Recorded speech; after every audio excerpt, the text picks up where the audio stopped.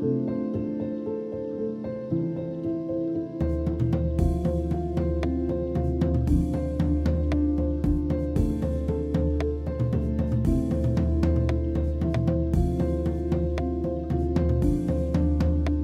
important to have honest conversations about climate change because we need to be all educated about it and we need to be aware of what's happening in the world. Climate change is a global issue and it affects everyone at some point in time. Therefore, we need to be educated and make a change. Greetings from Nairobi, Kenya. My name is Alan Otaro and I'm the Executive Director of the Catholic Youth Network for Environmental Sustainability in Africa, an initiative that brings together young Catholics from all across the African continent to respond to the ecological crisis that we face. I grew up in a small town called Njoro, and over the years growing up as a young boy, I saw the destruction of the Mau Forest Complex, which led to the drying up of rivers, and as a result, access and availability of water in my hometown was impacted and affected by this. People have to walk many kilometers just to find availability of clean water to drink. This has further been exacerbated by the effects of climate change. We no longer have rainfall when it's supposed to have rainfall during the rain-long season, and we also have an impact on the wildlife within the Lake Nakuru National Park as well.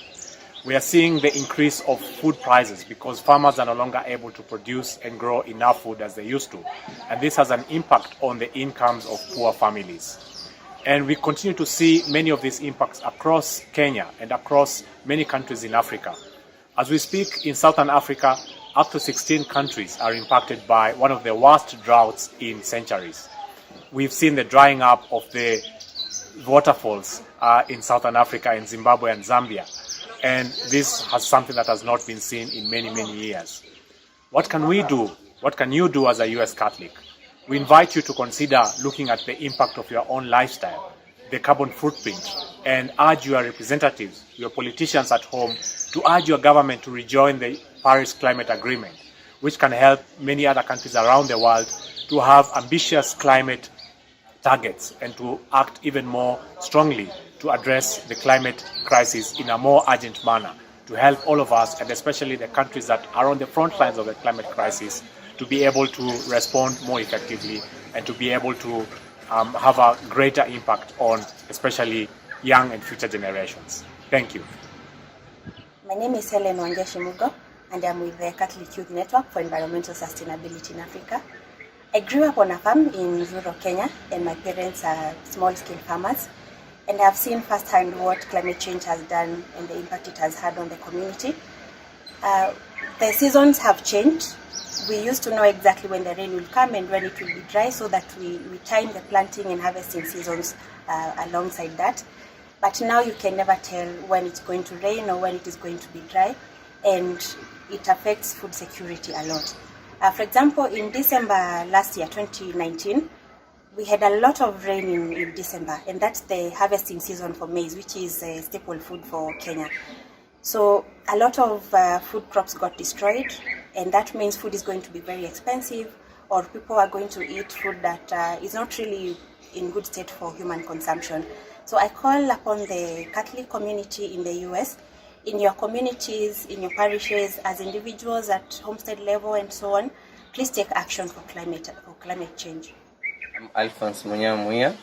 I work with Catholic Youth Network for Environmental Sustainability in Africa, and I'm also an environmental scientist by training. So reminiscing on my tender age, people in my community used to have the best environment you can think of. I remember myself going to swim in ephemeral streams and dams all over the place.